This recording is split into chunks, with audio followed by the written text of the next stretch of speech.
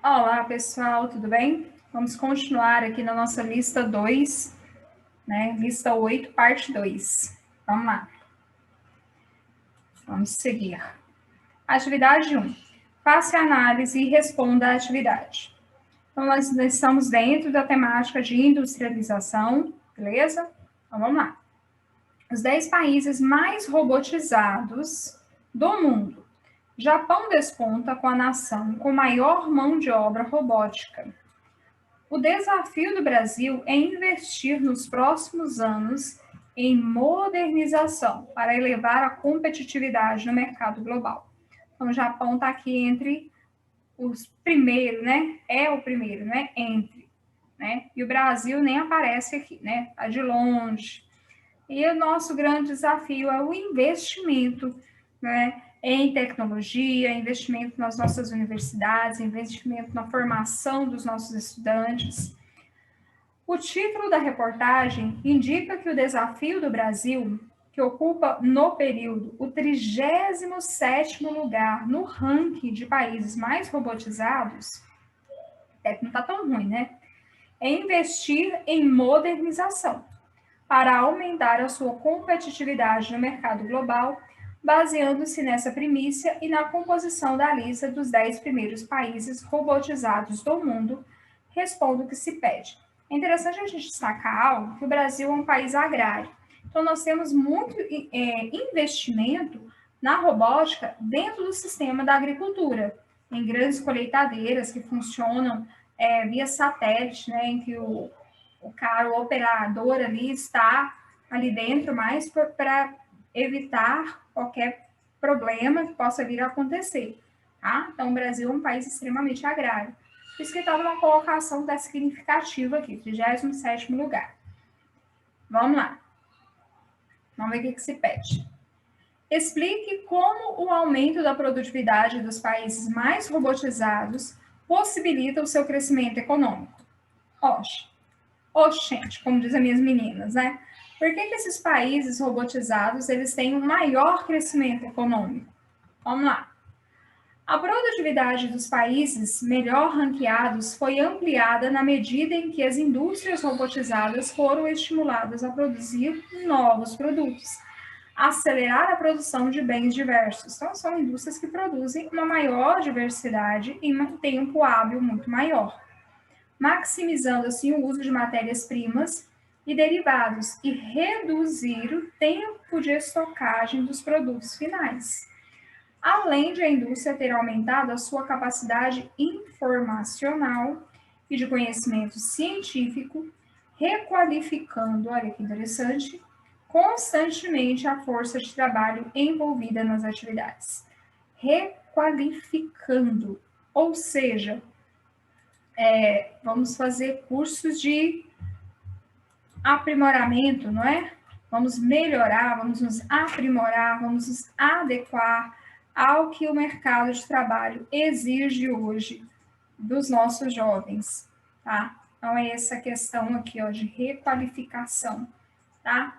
Para recolocar esses trabalhadores no mercado de trabalho, de forma que todos estejam envolvidos, né? Isso é um grande desafio para os países emergentes, como o Brasil, por exemplo. Nesse sentido, os países que robotizam as indústrias ampliaram expressivamente o seu comércio interno e internacional, estimulando os negócios com empresas de capitais diversos, diversificando a prestação de serviços, gerando mais investimento. Então, tenho mais serviços, tenho mais a oferecer. Então, eu vou diversificar os investimentos ali também. Esse crescimento econômico, com base nas políticas de modernização industrial, teve apoio fundamental dos setores públicos, já que o Estado, olha, investiu maciçamente em infraestrutura, transporte, telecomunicação, abrindo espaço para o recolhimento de mais impostos a partir da dinamização da economia interna e externa do país. Então, todo mundo ganha aqui nesse negócio, né? Por isso que esses países que investiram na robotização, investiram na tecnologia, na informação, né, no crescimento dos trabalhadores dentro desse país, eles crescem também economicamente, porque tudo vai crescer, tudo vai ser dinamizado a partir desse processo. Tais recursos foram revestidos em investimentos sociais diversos. Então, esses recursos acabam sendo investidos na própria sociedade, como a saúde, a educação, requalificação profissional, segurança pública, tá? Ele acaba sendo reinvestido. Isso é um sonho, né? Mas acontece. A gente ainda pode chegar lá. Comparativamente com os países mais bem colocados no ranking, explique como essa modernização no Brasil encontra gargalos sociais e infraestrutura. Como que é possível isso? Vamos lá?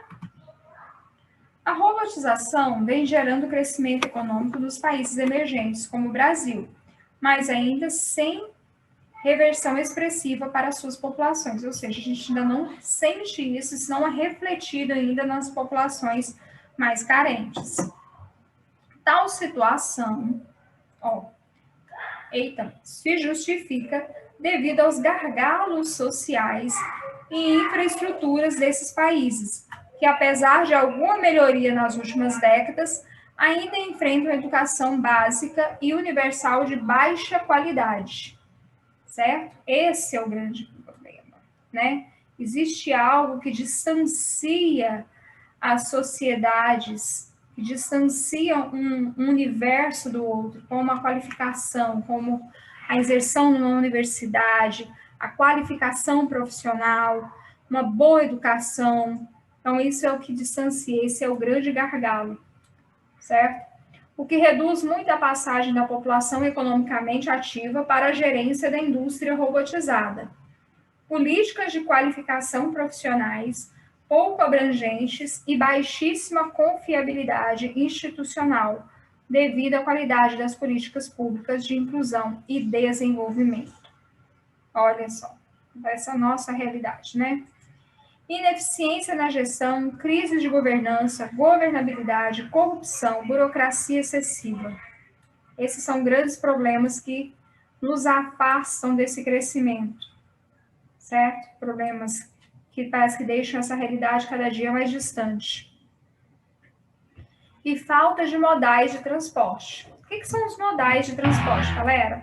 São tipos de transporte diversificados dentro desse território. Por exemplo, a gente tem transporte ferroviário, aéreo, transporte fluvial, certo? Vários tipos de transporte que podem estar levando e transportando e fazendo com que esses produtos cheguem mais rápido nos seus locais de destino. Baixa abrangência tecnológica, baixíssima. De informação e telecomunicação, a gente vê cada dia mais tirando das nossas universidades incentivos para pesquisa, para crescimento tecnológico dentro das universidades, infelizmente, tá? Limite nas políticas de desenvolvimento regional e periferização dos investimentos em CIT, comparando-se aos países melhor ranqueados, o que reduz a possibilidade de sucesso da robotização dos sistemas produtivos. Então, a gente viu que existe muitos problemas a serem superados para a gente conseguir, né, diminuir essa distância, né, em que esse processo de robotização ele chegue a todas as classes sociais, que esses benefícios alcancem a todos. Essa questão da desigualdade social, da desigualdade na educação básica, na qualificação profissional, infelizmente, nos deixa cada dia mais distantes dessa realidade. Vamos seguir. Atividade 2. Os centros de inovação tecnológica são exemplos de transformações espaciais originados na terceira revolução industrial. Tá? Centros de informação tecnológica. Tá? Aqui a gente tem um mapa mostrando para nós esses principais polos e centros de informação, de telecomunicação, de tecnologia, aliás. com base no mapa e em seus conhecimentos. Vamos lá, vamos explorar os conhecimentos. Aponte duas características da terceira revolução industrial, que favoreceram o aparecimento dos centros de inovação tecnológica. E explique. Vocês adoram quando chega essa parte, né? Olha só, a terceira revolução industrial teve início por volta de 1960 e apresentou características. Vamos lá, vamos elencar essas características. Elevada automoção e informatização do processo produtivo, tá? Culminando com, olha só, com a robotização e utilização de mão de obra qualificada, com alto grau de conhecimento. Separação entre os processos produtivos, administrativos e de pesquisa e desenvolvimento, com elevados investimentos nesse último setor, tá? Setor de pesquisa, certinho? Então, das principais características dessa revolução industrial, da terceira revolução industrial, é a elevação da automoção, tá? E da informação no processo produtivo, a inserção da robótica também nesse processo produtivo. Para o desenvolvimento e a integração de todas essas características, foi preciso que se criasse os chamados tecnopolos, que é o que a gente viu representado no nosso mapa. Centros de informação tecnológica, lembra lá do Vale do Silício, não é? Que concentram tanto os setores de estudo e ensino, como de desenvolvimento e pesquisa tecnológica. Galera, não se esquece, não se alcança, vamos dizer assim, um sucesso sem estudo, sem ensino, ok? Deixa eu voltar aqui. Geralmente localizados em cidades de porte médio, atraem para sua circunvizinhança 34 indústrias que já se encontram nesse nível de desenvolvimento. Vamos seguir? B. Identifique e caracterize o conjunto de centros de inovação tecnológica destacado na porção sudoeste dos Estados Unidos. Então, identifique e caracterize o conjunto de centros de inovações. Nos primeiros no desenvolvimento de pesquisa e tecnologia, chamado Vale do Silício, localizado na cidade de São Francisco, na Califórnia, Estados Unidos. Desenvolveu pesquisas tecnológicas de miniaturização de circuitos, utilizando transmissores integrados em larga escala, circuitos integrados que levaram ao desenvolvimento da informática. Mais tarde, ramificando-se para a criação de softwares de programação. Vamos mais? Lá sediam-se algumas das mais famosas empresas de informática do mundo, como a Microsoft, Yahoo, HP, entre outras. Conta também com centros de pesquisa como Caltech, Universidade de Tecnologia da Califórnia, que preparam mão de obra altamente qualificada, atuando em consonância com a iniciativa privada ali estabelecida. Olha que interessante, não é? Vamos seguir aqui. Atividade 3. Avanço tecnológico das últimas décadas deu origem a setores muito sofisticados do ponto de vista técnico, tais como a microeletrônica, a biotecnologia, a robótica e etc. Eles integram a chamada fábrica global, determinando uma nova distribuição espacial das indústrias, cujas características atendem, em última análise, à lógica do lucro. Com relação aos fatores determinantes da teoria de localização industrial, responda. A. Identifique os fatores que foram fundamentais para a localização industrial na primeira e na terceira revolução industrial. Então, na primeira e na terceira revolução industrial, quais que foram os fatores locacionais? Né? O que fazia com que houvesse essa escolha de determinada área para localização? Vamos lá. Primeira revolução industrial. Capital acumulado, mercantilismo, tá? Na Europa, na Inglaterra. Abundância de minérios que tinha ali, Um mercado consumidor e mão de obra abundante, que também tínhamos ali.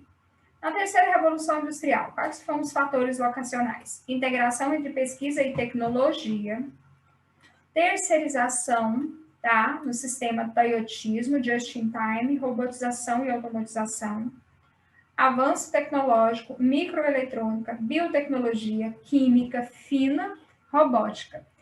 E desconcentração espacial. Olha, tanto que modificou esse processo de escolha, né, da questão da localização das indústrias, o quanto que isso diversificou, né, ao longo do processo de evolução das indústrias. Explica o significado do termo fábrica global. O que é isso? No modelo produtivo baseado na desconcentração espacial da atividade, distribuição do processo produtivo de bens por diferentes lugares.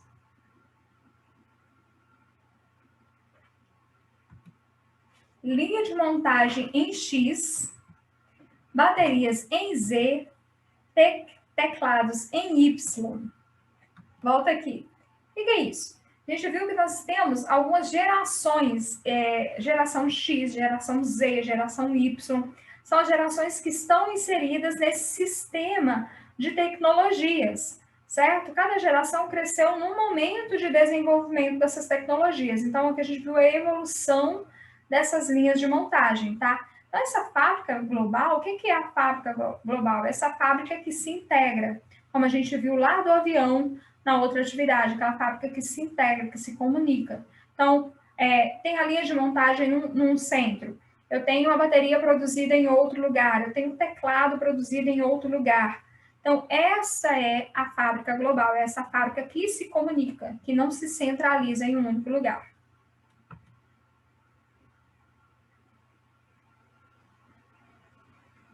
Observe o mapa abaixo.